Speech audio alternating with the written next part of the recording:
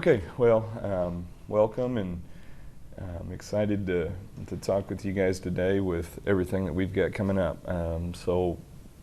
Tomorrow will be March, and March is synonymous with basketball, and we will enter into our playoffs on Thursday. Fort Osage is our opponent, and we're definitely excited. We've been preparing. Had our coaching staff preparing for Fort Osage now for some weeks, and so we've got an idea of who they are.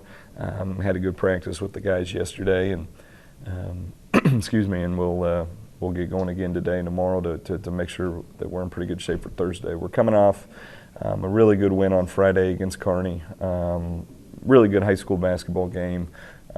Kearney, 17 wins, really good club.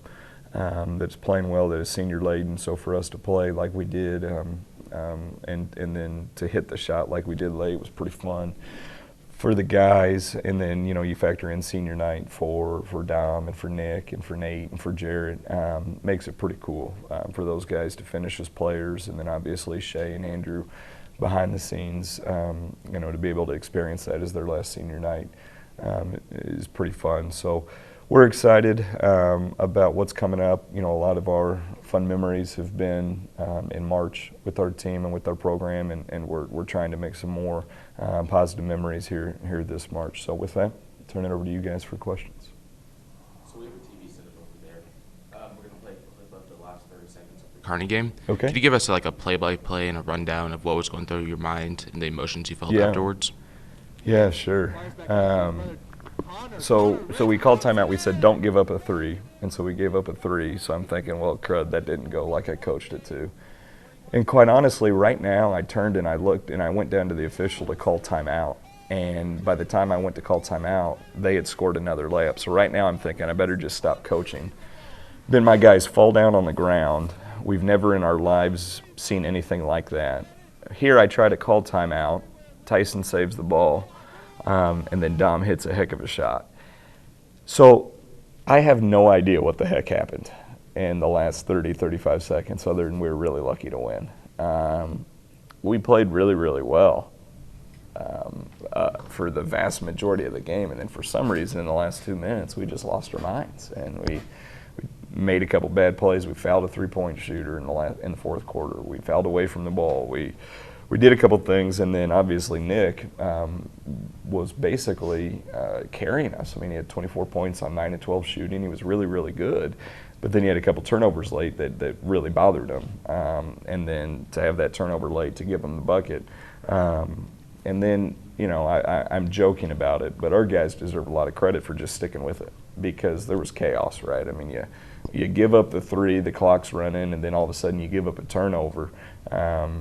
There could be some negative energy. There could be some self-doubt that creeps in, but they continued to play, and Tyson Cathy deserves credit.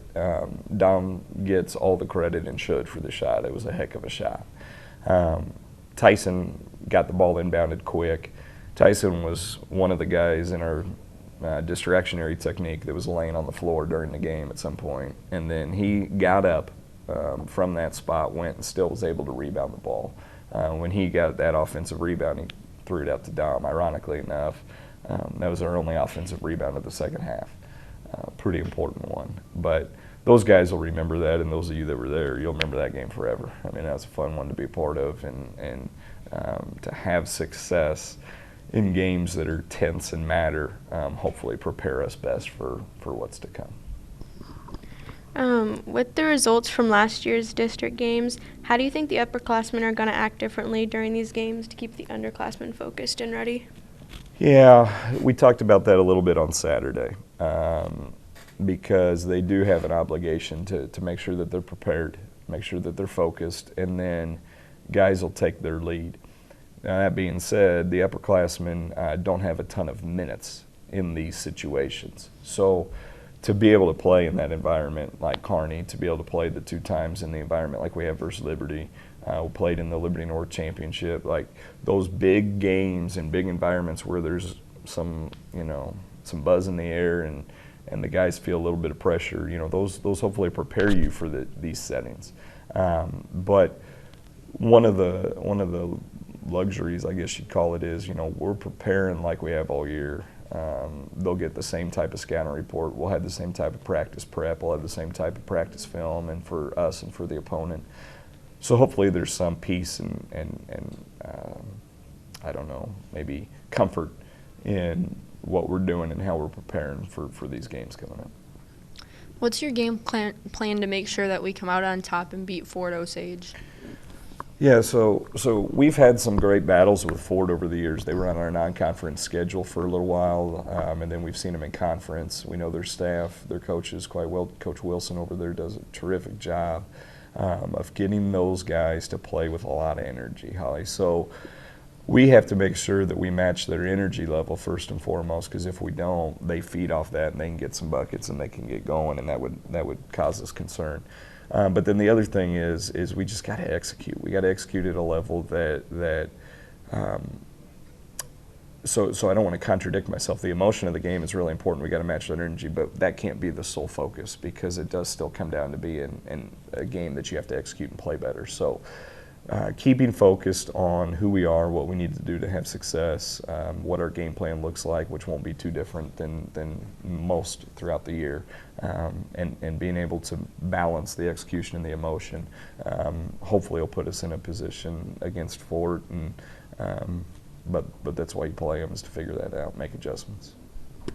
Do you think that the student section and large crowds in the during games help the guys play better? I do. Yeah, it's pretty significant, and you can just feel the guys. And you feel it as a fan. There's a buzz in the air when you're at one of our games, when you're there, that makes it where maybe some things that other nights might seem more difficult seem more possible. So let's say that you're down by 4 or 5. The energy of the crowd to get back in the game helps. Let's say that it's a situation where you're up by 6 or 8, and there's a way that you can kind of stretch the lead out. Then yeah, you do feed off it. And then the other thing is just the guys knowing that there's peers and there's people out there that want to encourage them and want to be there, certainly does contribute to it. So yeah, the crowd is obviously a factor. Chiefs football player Demetrius Harris came and talked to the team a few weeks ago. Can you tell us about that? Yeah.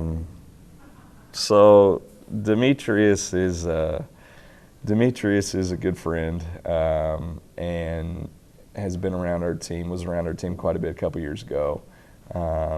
And then has been around our team a little bit this year.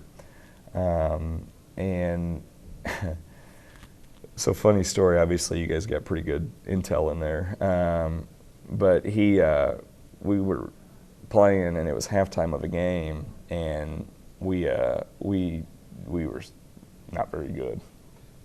And I was talking to the team, and I was just trying to get them to relax a little bit, but yet at the same point I was trying to get them to play with a little bit more energy. And we were in the basement of a school and in the locker room area, and I'm talking, and all of a sudden I hear somebody just start yelling at my team from the hallway, and then he comes in the locker room and starts just yelling at my team, and I'm and I've got my back to the door, so I don't quite know what's going on. I'm trying to take a breath to figure out what in the world is happening right now. And I turn around, and there's 6'7" NFL players standing in our hallway yelling at our team. So I kind of chuckled at first, but he basically was telling and begging our team to play with more energy, to play with more excitement, to have more fun, and to act like they cared a little bit more. And it was a similar message than the coach has been trying to give, but obviously when Demetrius came in and gave it, it was received a little bit differently. So yeah, we've laughed about it quite a bit since, but the thing about Demetrius is he cares. He wants these guys to do well. He's a guy that talks to those guys, talks with us. We're able to connect with him regularly, but it's neat that he cares enough to want us to do well and want us to succeed. But yeah, that's a pretty funny story that took place a couple weeks ago. With that, wrap it up. you know, as the year goes, there's so much that goes into it. And then you get involved in games in March, and you know, the stakes rise, and you know, there's teams throughout Kansas City right now whose seasons are done, and what we're trying to do is trying to make sure our season goes as long as it can, and we need the help of so many people to make that happen. You know, our student body is a huge part of that. So encourage everybody to come out on Thursday, 7:30 tip versus Fort Osage, and give us that energy and that juice that we need to play well, so that we can beat a team that's certainly going to come in here wanting to play well against us. So appreciate you guys coming in. Talk to you soon.